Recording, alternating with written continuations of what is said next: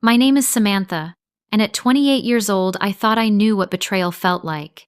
Growing up as the responsible child who worked 2 jobs through college while my younger brother James got everything handed to him taught me plenty about unfairness.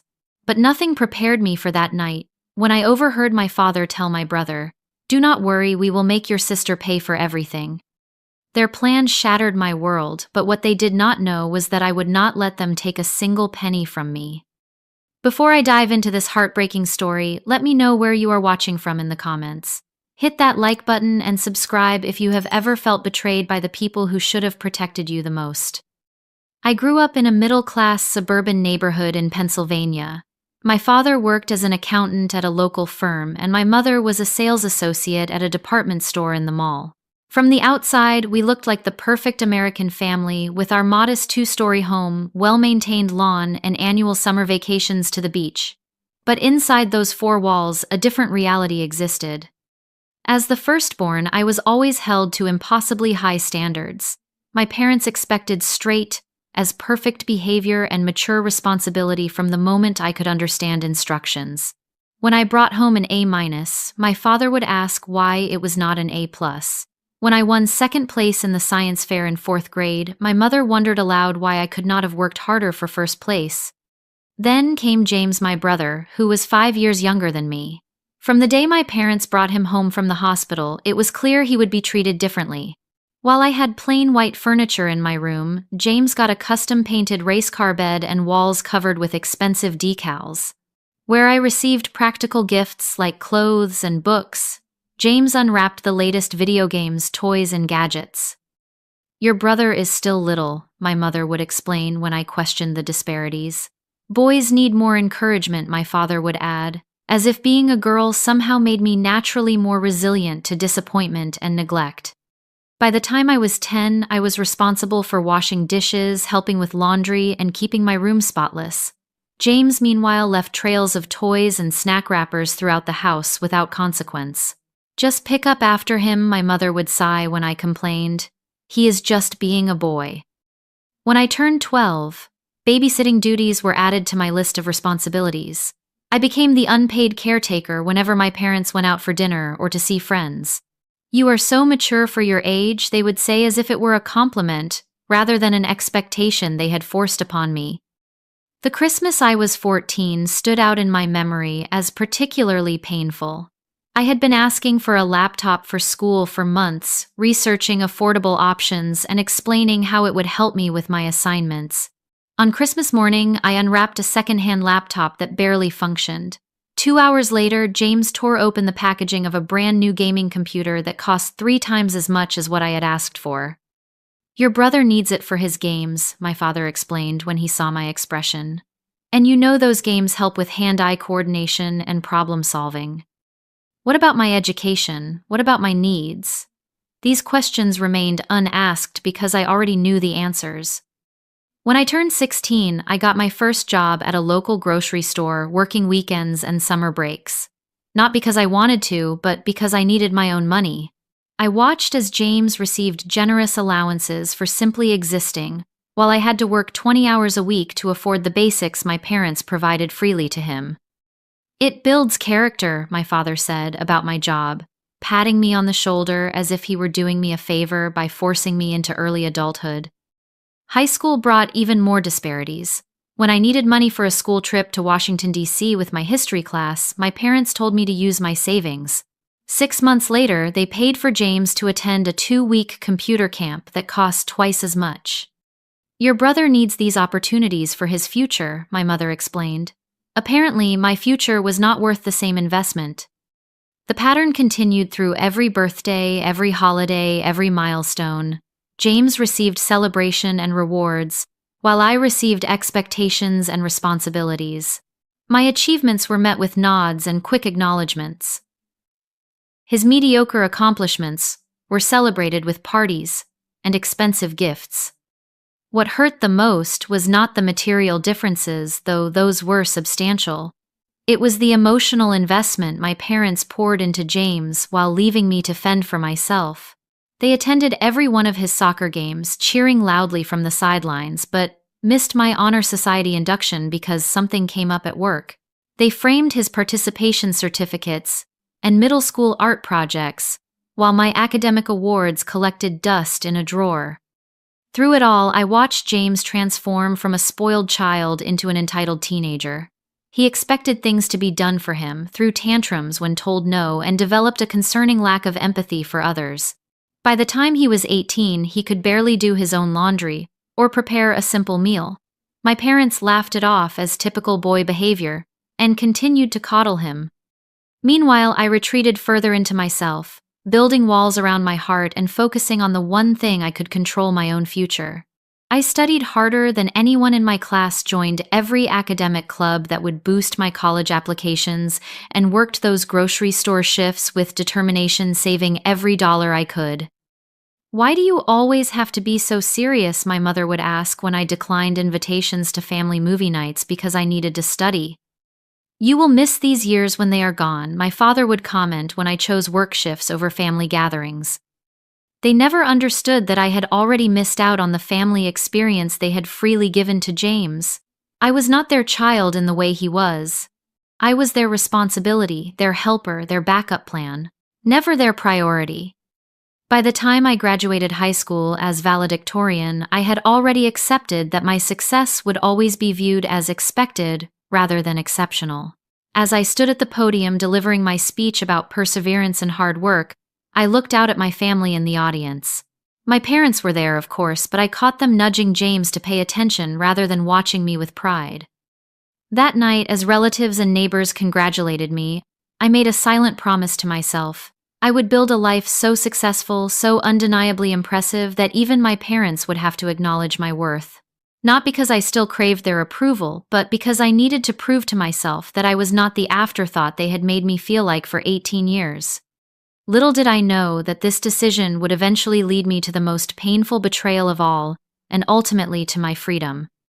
The summer after high school graduation passed in a blur of long shifts at the grocery store and preparations for college. I had been accepted to a respected state university, with a partial academic scholarship that covered about 40% of my tuition. It was a proud achievement, but one that still left a significant financial gap to fill. "We need to talk about college," my father said one evening in July, calling me into his home office. My mother sat beside him, her expression carefully neutral. I had always known this conversation was coming. For years, my parents had made vague references to helping with my education. But sitting across from them that evening, I watched as they exchanged glances before my father cleared his throat. "We have reviewed our finances." He began shuffling papers on his desk. "And we have determined that we cannot contribute to your college expenses." The words hit me like a physical blow, though I had half expected them. What came next hurt even more. "We need to save for James's education," my mother added softly. "You know how prestigious those computer science programs are. They cost a fortune." James was still 3 years away from college, yet his education was already taking priority over mine. "I understand," I said, because what else could I say? Arguing would change nothing. Crying would only give them the satisfaction of seeing me break. Instead, I asked practical questions about financial aid forms and student loans, taking notes as if this were a business meeting rather than another parental betrayal. That night, I revised my budget spreadsheet and applied for every additional scholarship I could find. I also applied to 3 more part-time jobs near campus, knowing I would need to work at least 20 hours weekly to afford books, housing, and the portion of tuition my scholarship did not cover. By September, I had secured 2 jobs, one at the university library working 15 hours per week, and another at a coffee shop near campus for weekends. Between classes, work, and studying, I averaged about 5 hours of sleep per night that first semester. My tiny dorm room became my sanctuary, the first space that was truly mine. I decorated it minimally with secondhand finds and focused on creating a peaceful environment for the little time I actually spent there. My roommate Alyssa quickly became a friend, often expressing concern about my punishing schedule. "You cannot keep this up for 4 years, she warned me one night, when she found me studying at 3 in the morning after closing shift at the coffee shop. "Watch me," I replied, not looking up from my textbook. The exhaustion was real. There were mornings I could barely drag myself out of bed, nights I fell asleep with my face pressed against my laptop keyboard. I caught every cold that circulated through the dorms that first winter my immune system weakened by stress and lack of sleep. But I never missed a class, never turned in an assignment late, never failed an exam, and most importantly, never asked my parents for a single dollar. They called occasionally brief conversations that focused mostly on James's latest achievements. He had made the varsity soccer team. He had been selected for an advanced computer science program. He needed a new laptop for school projects. "We just bought him the newest MacBook Pro," my mother shared during one call. "It cost a small fortune, but your father says it is an investment in his future." I thought about my own ancient laptop held together with duct tape but said nothing. During my sophomore year, I declared a major in finance, discovering a genuine passion for the subject beyond its practical career prospects. Numbers made sense to me. Financial models did not play favorites or change the rules. There was clarity and fairness in the world of finance that I had never experienced in my family life. I excelled in my classes, earning the respect of professors who began to mentor me and recommend me for internship opportunities. The summer after my junior year, I landed a coveted internship at a financial firm in New York City. The position paid enough for me to afford a tiny sublet and save a small amount of first taste of the financial independence I craved. That internship changed everything. My performance impressed the senior management enough that they offered me a full-time position upon graduation, with a starting salary that seemed astronomical to someone who had been counting pennies for years. When I called my parents to share the news, their response was predictably underwhelming. "That sounds nice, honey," my mother said. "Oh, before I forget, James got accepted to that computer science summer program at MIT.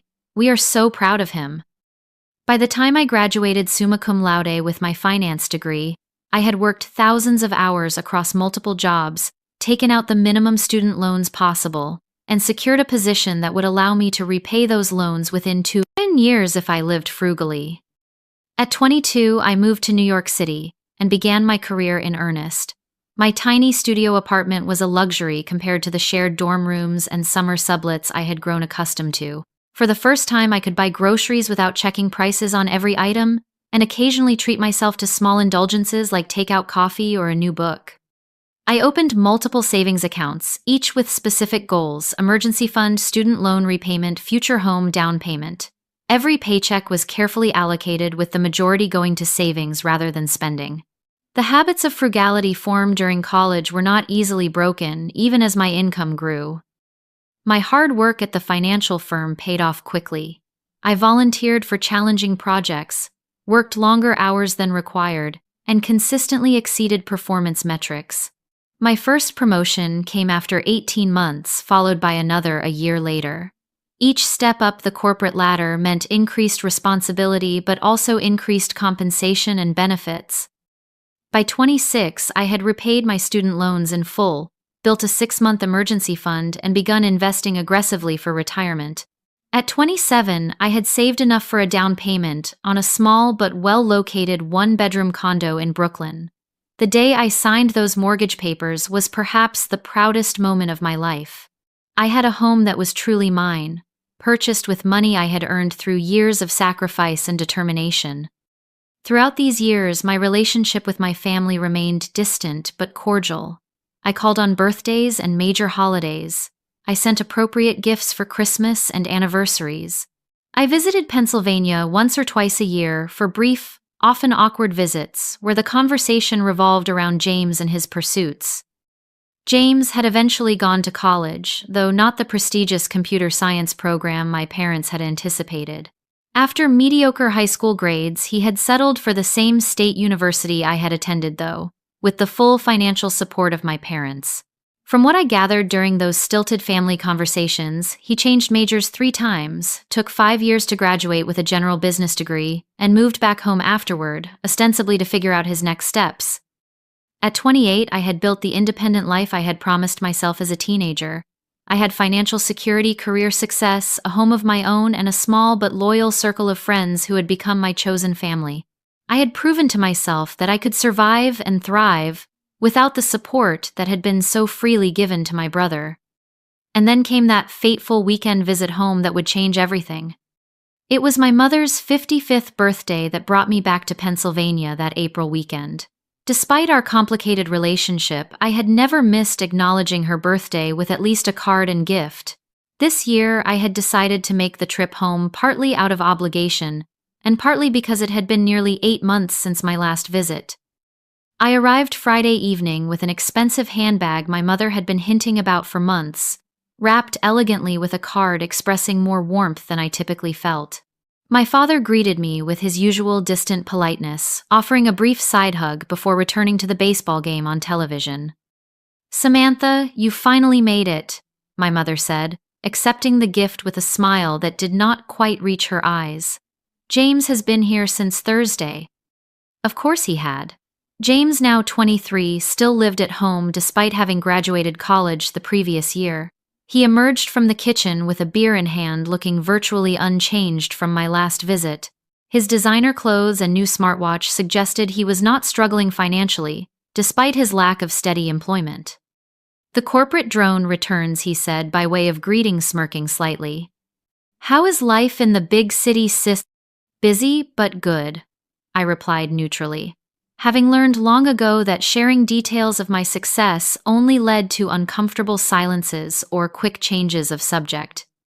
Dinner that evening was a familiar exercise in discussing James's life and achievements, meager as they were. He had applied for a few positions in tech companies but was being selective about his options. He had joined a recreational soccer league. He was considering taking a coding boot camp that would really launch his career. "The program costs $12,000, my mother mentioned, but your father and I think it is a worthwhile investment."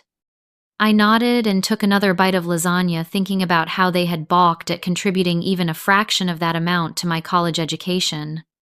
After dinner, James disappeared to meet friends at a local bar, while I helped my mother clean up the kitchen. We made small talk about her friends, her garden club activities, the neighbor's new renovation project. It was the superficial conversation of acquaintances, rather than the intimate discussion of mother and daughter. "We will celebrate properly tomorrow," she said as she wiped down the counters. "I have reservations at Giovanni's for 6 o'clock. Giovanni's was the most expensive restaurant in town, a place reserved for truly special occasions.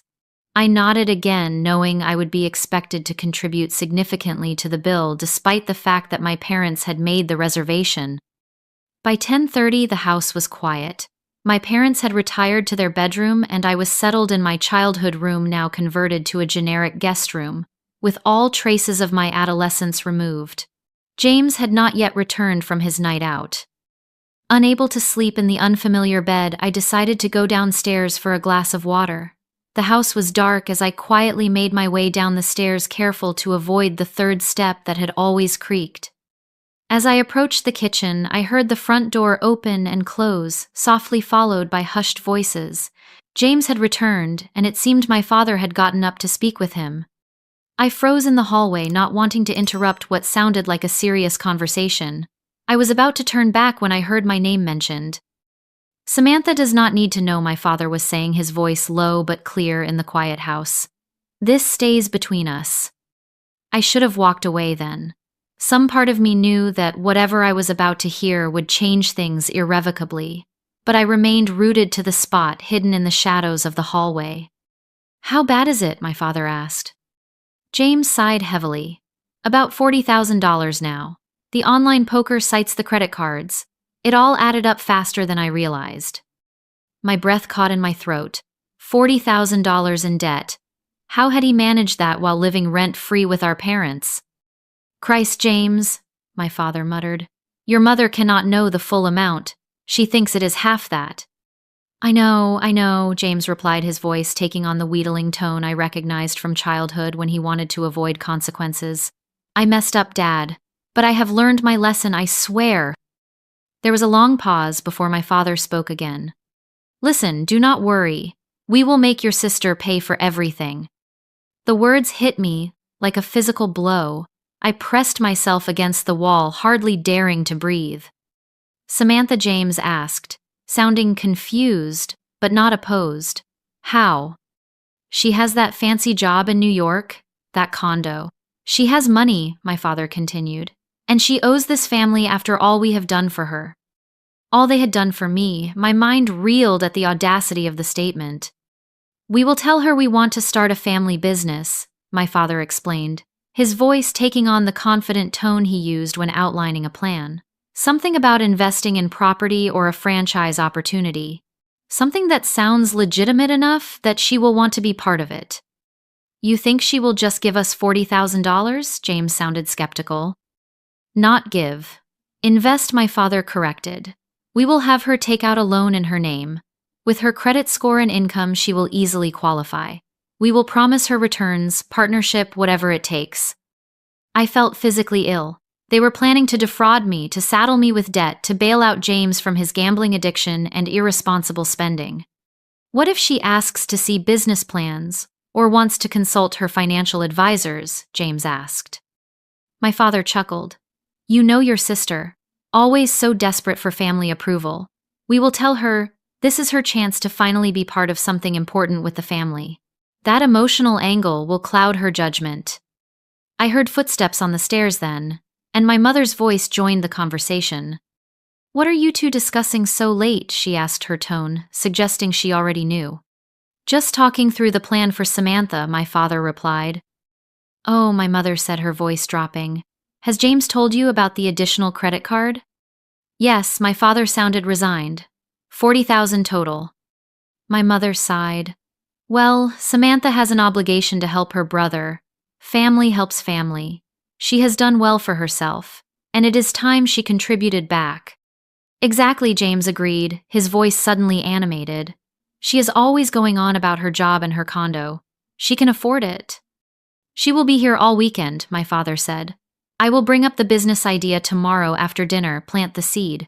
We can work on her over the next few months, have her sign the loan papers by summer. She always wants to feel included, James added with a laugh that made my skin crawl. She will probably jump at the chance to finally be part of the family business. I had heard enough. Moving as silently as possible, I retreated up the stairs and back to the guest room, closing the door without a sound. I sat on the edge of the bed, my hands trembling as the full impact of what I had just heard washed over me. My family, the people who should have protected me, were instead plotting to use me to burden me with debt, to rescue my brother from his self-created financial disaster. They were discussing it so casually, so confidently, as if my exploitation was their right. I thought of all the years I had worked multiple jobs, the nights I had gone to bed hungry to save money, the countless sacrifices I had made to build financial security for myself. And they planned to take it all away with one manipulative scheme. In that moment, something broke inside me. The last lingering hope that my family might someday see my worth, might someday treat me with the same care they had always shown, James vanished completely. As I sat in the dark room that no longer held any traces of my childhood, I knew with absolute certainty what I needed to do. I did not sleep that night. How could I, knowing what I now knew? Instead, I sat cross-legged on the guest room bed, my laptop open, and methodically worked through what needed to be done. My mind felt strangely calm, operating with a clarity that comes only in moments of crisis. The shock and hurt were there lurking beneath the surface, but I pushed them aside to focus on protecting myself. First, I reviewed my financial situation. My savings were substantial, but spread across multiple accounts. My investments were doing well, but would incur penalties if liquidated early. My condo had built equity, but accessing it would require refinancing. I needed to ensure everything was secure and inaccessible to my family. Next, I considered the personal aspect. The finality of what I was about to do weighed heavily on me. This would not be a temporary distance or a cooling-off period. This would be a fundamental severing of family ties. Was I prepared for that?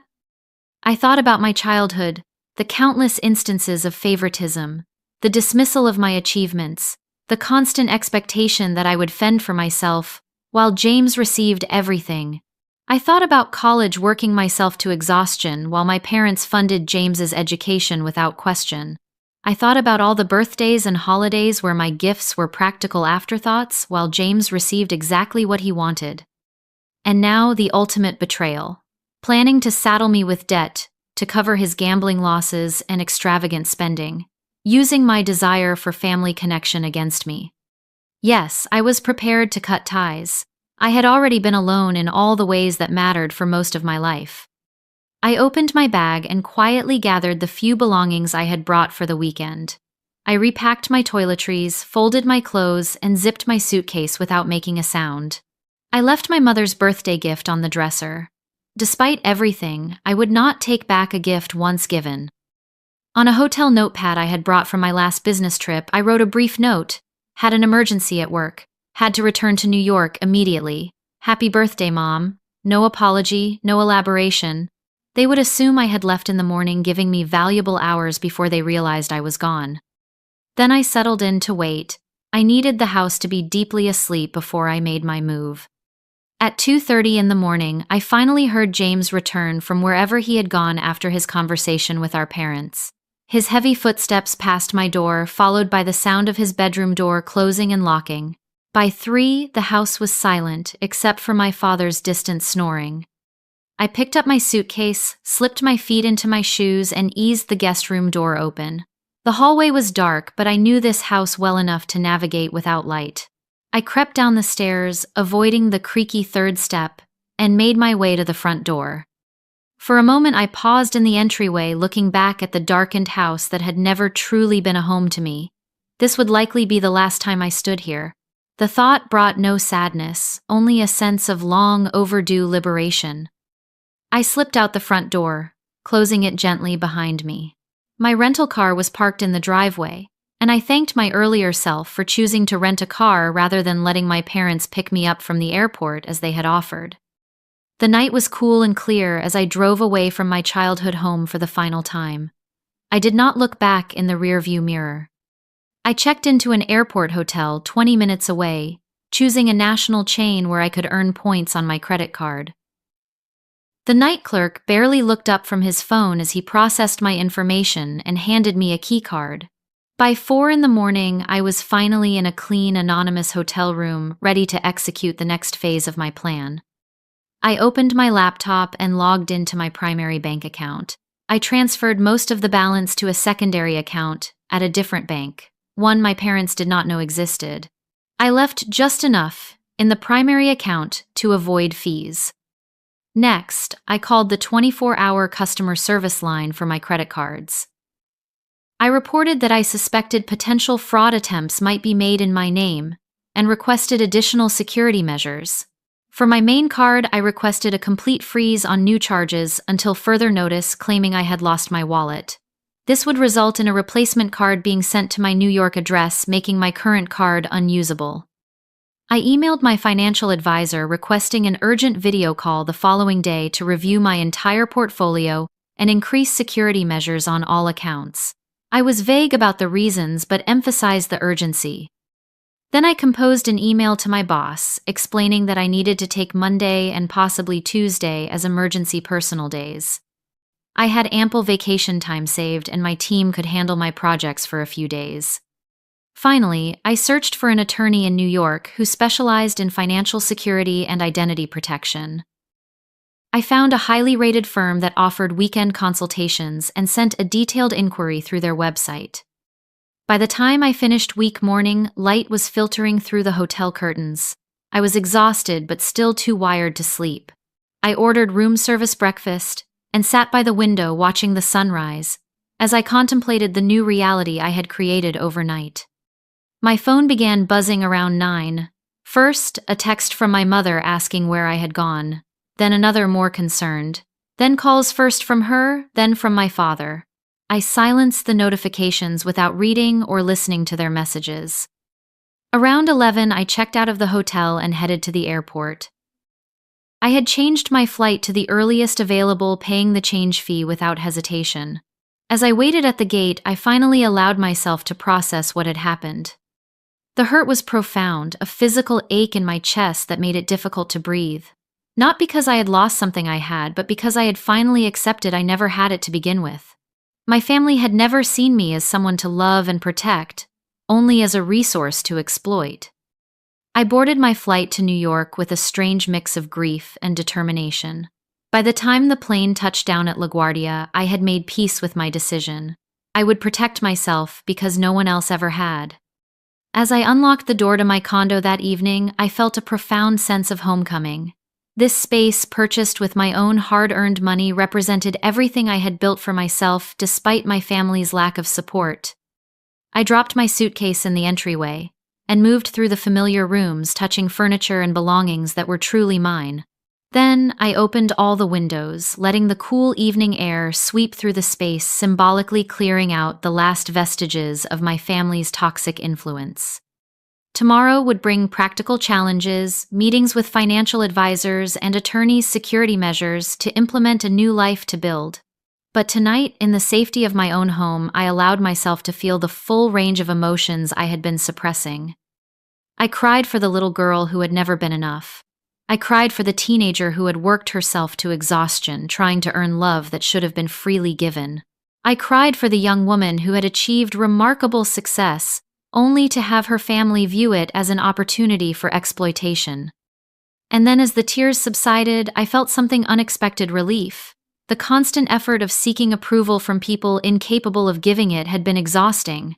Now that I knew the truth beyond any doubt, I could finally stop trying. That night, I slept more soundly than I had in years, my subconscious recognizing before my waking mind that I had finally freed myself from a lifetime of emotional debt. Sunday morning brought 27 missed calls and 43 text messages from my family.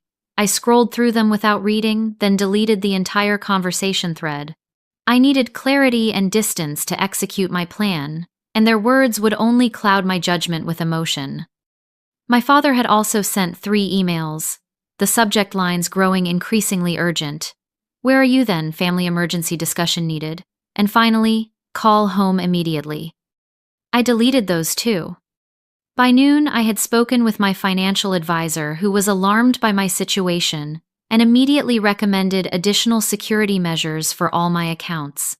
We set up verbal passwords, removed my parents as emergency contacts, and discussed the possibility of placing a freeze on my credit to prevent unauthorized loans being taken out in my name. "This is unfortunately more common than you might think," she told me. "Family financial exploitation accounts for billions in losses each year. You were right to act quickly." The attorney I had contacted responded to my inquiry and agreed to a video consultation that afternoon. She specialized in cases of family financial abuse and identity theft prevention. For 90 minutes, she outlined a comprehensive strategy to protect my assets and establish legal boundaries with my family. Document everything she advised. Save any communications where they discuss this business opportunity. Record conversations if legal in your state. The more evidence you have of their intentions, the better protected you will be. She also recommended filing reports with financial institutions and credit bureaus, creating a paper trail that would make it difficult for anyone to open accounts or take loans in my name without extensive verification.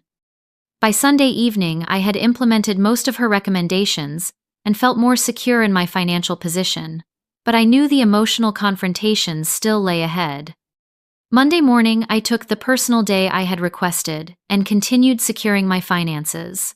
I transferred investment accounts to new institutions, changed all my passwords, and set up 2-factor authentication on everything. I updated my will, removing my family members as beneficiaries and designating charitable organizations instead. At noon, my brother texted, "Mom is really upset.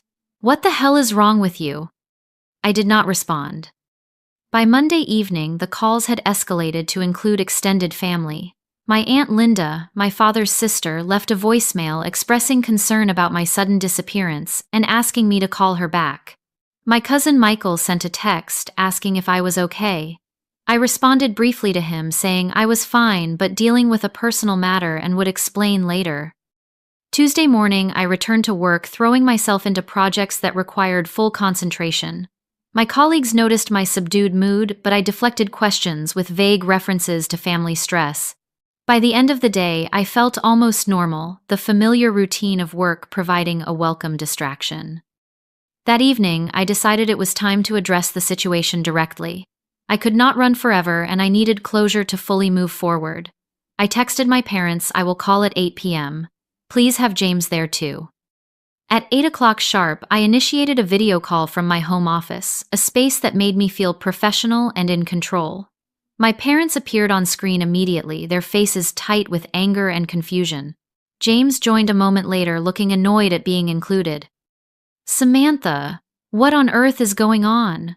my mother began. "You left without saying goodbye on my birthday weekend. Do you have any idea how embarrassing that was when our guests arrived Saturday evening?" Of course, her first concern was social embarrassment, not my well-being. "I had an emergency," I said evenly, not elaborating on the lie in my note. "You could have called," my father said. "We have been worried sick." I looked directly into the camera, my voice steady. "I overheard your conversation with James Friday night." The silence that followed was confirmation enough. My father's face drained of color. James looked away from the camera. Only my mother seemed confused. "What conversation?" she asked. "The one about James's $40,000 of gambling debt. The one where you planned to trick me into taking out a loan to pay it off. The one where you talked about manipulating my desire for family connection to get me to sign the papers." My mother's confusion gave way to shock as she turned to look at my father. Apparently, she had not been aware of the full extent of their plotting. "We were just discussing options," my father began, his tone defensive. "Nothing was decided. You said, and I quote, 'Do not worry, we will make your sister pay for everything,'" I countered. "You called me a corporate drone with money to spare. You talked about me like I was an ATM, not your daughter." James finally spoke up. "You were eavesdropping on a private conversation, real mature sis. Interesting that your concern is my overhearing your plan rather than the fact that you were planning to defraud me," I replied coldly. "No one was going to defraud you," my father insisted. "We were going to propose a family business opportunity, something that would benefit everyone." "Stop lying," I said. "I heard everything. I know about the gambling debts, the credit cards, the plan to have me take out a loan in my name. I know you intended to manipulate me by using my desire for family approval against me."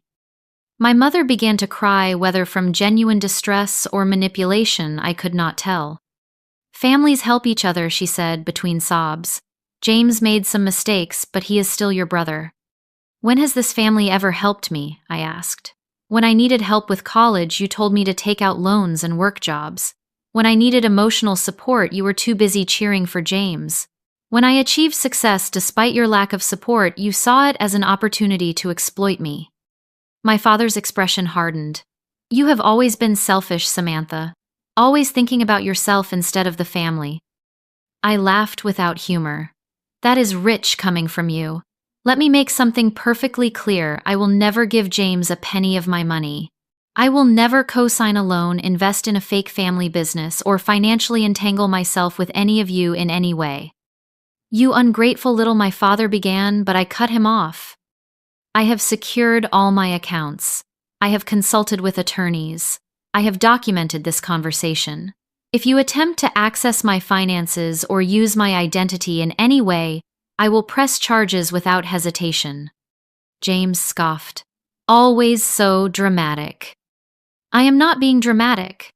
I am protecting myself from the people who should have protected me, but instead saw me as a resource to exploit."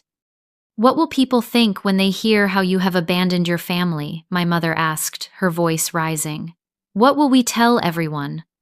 "Tell them whatever you want," I replied. "But know that if you spread lies about me, I will tell the truth about you. All of it. The lifelong favoritism, the financial neglect, and now this attempt to saddle me with debt to cover James's gambling addiction." "You would not dare," my father said. "Try me," I challenged. "I have nothing to lose. You made sure of that, by never giving me the family support I deserved." The call descended into chaos then, with James cursing, my father threatening, and my mother crying louder. I remained calm, watching their reactions with a detachment that surprised even me. "This conversation is over," I said finally. "Do not contact me again unless you are ready to apologize and accept that I will never provide financial assistance to any of you." I ended the call before they could respond, then sat in silence processing what had just happened. I had said my piece. I had established boundaries.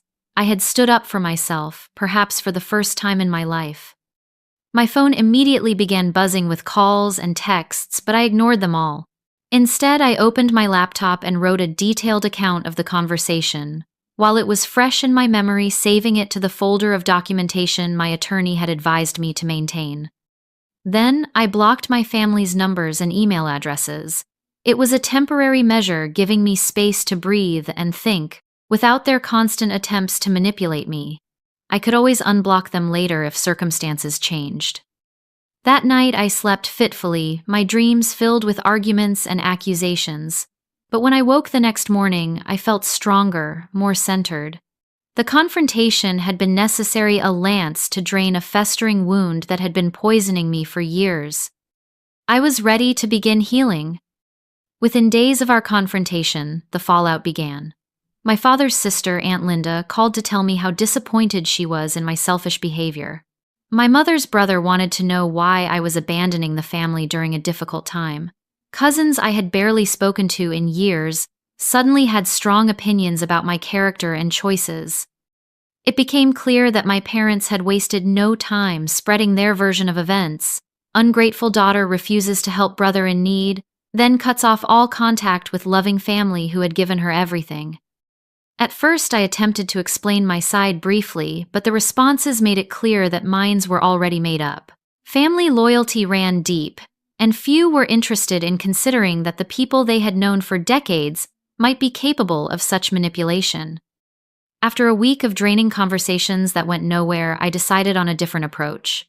I drafted a detailed email laying out the facts of my childhood, my self-funded education, and the conversation I had overheard. I did not embellish or exaggerate. The truth was damning enough. I sent this email only to the family members I truly cared about: my grandmother Rose, who had always shown me kindness, my cousin Rachel, who had been something of a friend during childhood summers, and my uncle David, my mother's younger brother, who had occasionally noticed and commented on the disparity in how my brother and I were treated. I do not expect you to take sides, I wrote in closing. I only ask that you consider there might be more to this story than what you have been told. I have removed myself from a harmful situation, and I hope you can respect that decision, even if you do not fully understand it. The responses surprised me. My grandmother called the next day, her voice shaking with emotion. I always saw how they treated you differently, she admitted. I said something to your mother once years ago, but she dismissed me. I should have been more persistent. I should have done more to protect you. Rachel replied with a simple message. I believe you. She shared her own observations of family gatherings, where James received attention and praise while my achievements were minimized or ignored. Uncle David's response was the most unexpected.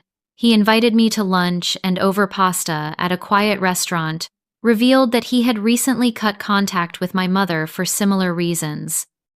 Your mother and father have always had a blind spot when it comes to James, he said. I am not surprised it escalated to this. You did the right thing protecting yourself. These small validations were healing bright spots in what was otherwise a difficult period of adjustment. While I had been functionally independent from my family for years, the finality of this break brought unexpected waves of grief. Not for what I had lost, but for what I had never had: parents who protected rather than exploited me, who celebrated rather than utilized my success. At work, I threw myself into new projects, volunteering for challenges that required intense focus and long hours. My boss noticed my increased dedication and mistook it for ambition rather than distraction. Whatever has lit this fire under you, I am all for it, he said during our monthly review.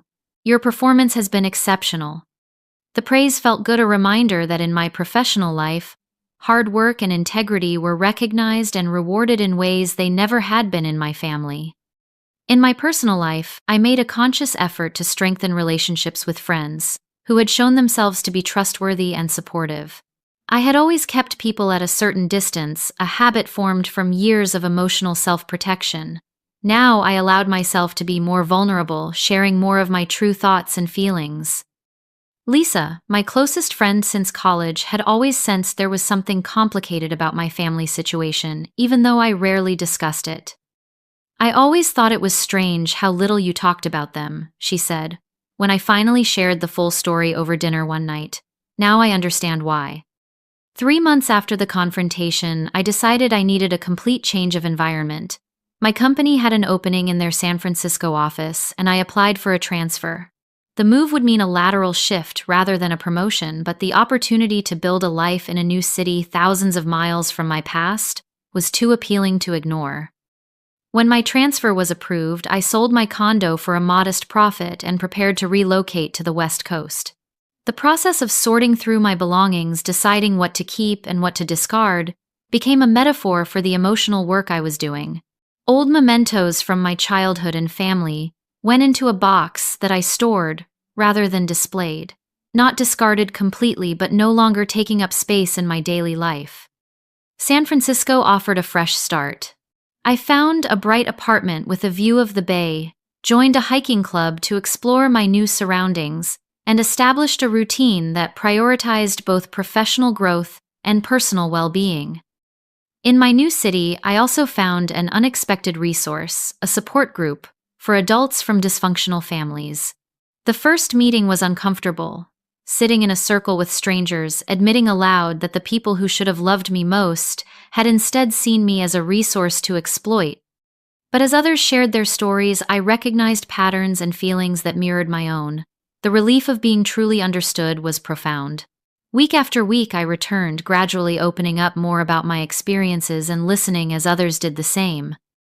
Through the group, I met Aiden, whose parents had remortgaged their house in his name without his knowledge, and Taylor, whose mother had systematically turned family members against her when she refused to continue funding her mother's extravagant lifestyle. Their stories were different from mine in details, but similar in essence, family members who viewed love as transactional, care as conditional. The hardest part, Taylor said during one session, is accepting that they will never be the parents you needed them to be. That no matter what you do, how successful you become, how perfectly you behave, they will never see you clearly or love you properly. Her words resonated deeply. I had spent decades trying to earn the love and approval that should have been freely given, believing that if I just worked harder, achieved more, proved my worth, more convincingly my parents would finally see me as they saw James. Accepting that this would never happen was both devastating and liberating.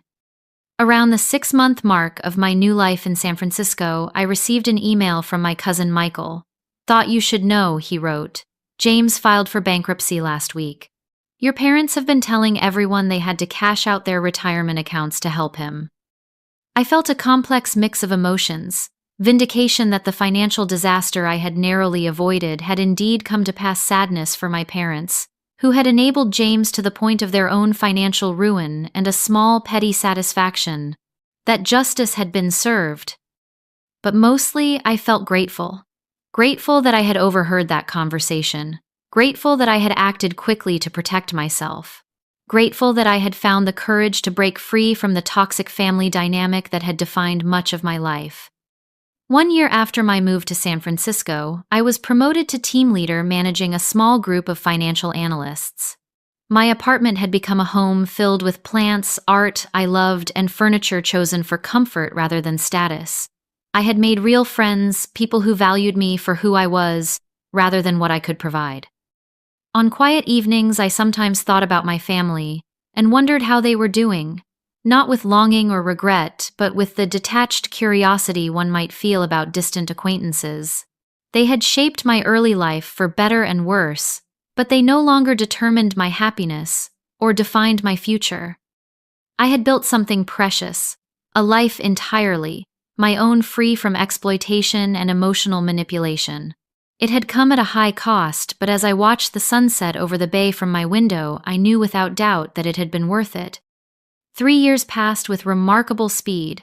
My life in San Francisco developed its own rhythm and richness. I was promoted again, now managing a larger team and handling significant client relationships. My apartment, once a refuge, had become simply home, filled with memories of dinner parties with friends, quiet mornings with coffee and books, and the comfortable routines of a life well lived. I had dated casually, though. I approached relationships with caution. The therapist I had begun seeing shortly after moving helped me recognize how my family experiences had shaped my attachment patterns, my tendency to give too much while expecting too little in return. Slowly, I learned to establish healthier boundaries to recognize my own worth and to expect reciprocity in relationships. My volunteer work became an unexpected source of fulfillment. Once a month, I taught financial literacy workshops for young women from disadvantaged backgrounds. Helping them understand money management, credit building, and investing gave me a sense of purpose beyond my career success. "You explain this stuff like someone who had to learn it the hard way," one participant told me after a session on predatory lending. "I did," I replied simply. The contact with my family remained minimal. My grandmother called on my birthday and holidays. Rachel and I exchanged occasional texts and met for coffee when I visited the East Coast for business. Uncle David sent Christmas cards with genuine, thoughtful notes inside. As for my parents and James, I heard news only through these limited family connections. My father had taken a second job after their retirement savings were depleted. My mother had sold most of her jewelry and designer handbags. James had moved to Florida after the bankruptcy, supposedly for a fresh start. I felt no pleasure in their struggles, but no responsibility for them either. The boundaries I had established remained firm, a necessary protection for my hard-won peace.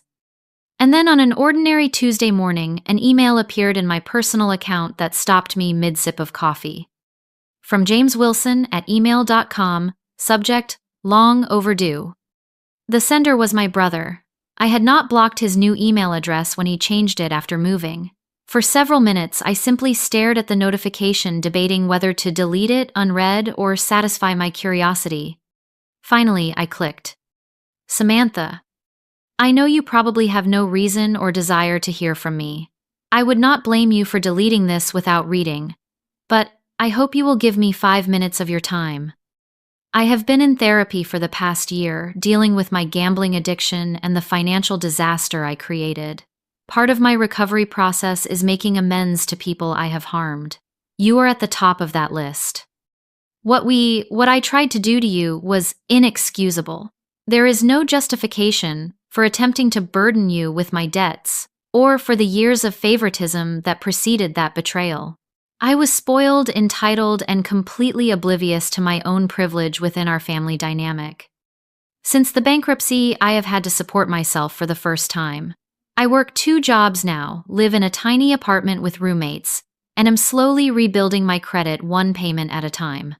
In other words, I am finally living the reality you dealt with your entire life. I do not expect forgiveness. I do not expect a relationship. I simply wanted you to know that I recognize the harm I participated in, and I am genuinely sorry. James." I read the email 3 times, searching for manipulative undertones or hidden agendas.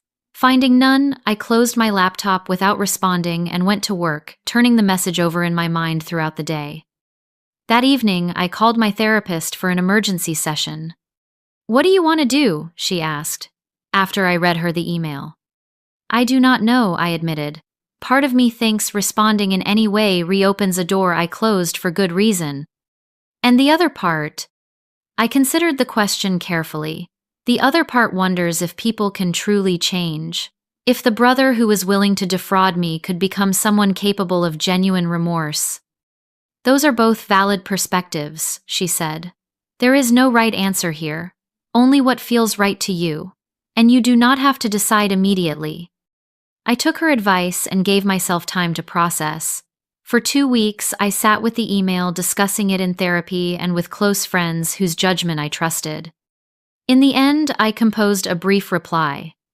"James, thank you for your email. I appreciate the apology and am glad to hear you are working on yourself. I need time to consider what, if any, relationship I might want to have with you in the future. Please respect that boundary. Samantha." His response came within hours. "I completely understand. Take all the time you need. I am grateful you responded at all." 3 months later, after further consideration and therapy sessions, I agreed to a video call. The conversation was awkward but surprisingly civil. James looked different, the designer clothes and confident smirk replaced by a simple t-shirt and a more thoughtful expression. He told me about his recovery program, his modest job at a local tech company, and his struggle to establish financial independence. I shared limited information about my life in San Francisco, my career, and my volunteer work. We did not discuss our parents much, though he mentioned they were still struggling financially and emotionally with the consequences of their choices. They still do not fully understand what they did wrong, he admitted. They see themselves as victims of circumstance rather than creators of their own problems. I nodded, unsurprised. Some people never develop that self-awareness. At the end of the call, we agreed to proceed cautiously. Monthly emails, perhaps another call in a few months. No promises, no expectations, just a tentative opening to see if something healthier might be possible between us as adults. I did not know if this cautious reconnection would lead anywhere meaningful, or if James's change was temporary or permanent. But I had learned enough about myself to know that I could establish boundaries and walk away again if necessary. The greatest lesson from this 3-year journey was not about family betrayal or financial self-protection, though those were important. It was about the power of creating my own definition of family, of surrounding myself with people who valued me for who I was, rather than what I could provide. I had learned that sometimes walking away from toxic relationships, even blood relationships, is the only path to peace. That forgiveness, when it comes, is for your own healing, rather than the other person's absolution. That establishing firm boundaries is not selfish, but necessary for well-being. Most importantly, I had learned that my worth was never dependent on my family's recognition of it. That the financial security I had built, the career I had established, the home I had created, and the relationships I had formed were all testament to my own strength and resilience. Sometimes losing a family that was never truly yours is the only way to find the peace you deserve. And sometimes protecting yourself financially is the first step toward protecting yourself emotionally. As I finished the video call with James and closed my laptop, I felt neither elation nor dread, just a quiet certainty that whatever happened next, I would be okay. I had protected myself when no one else would. I had built a life worth living on my own terms, and that in the end was the greatest victory of all.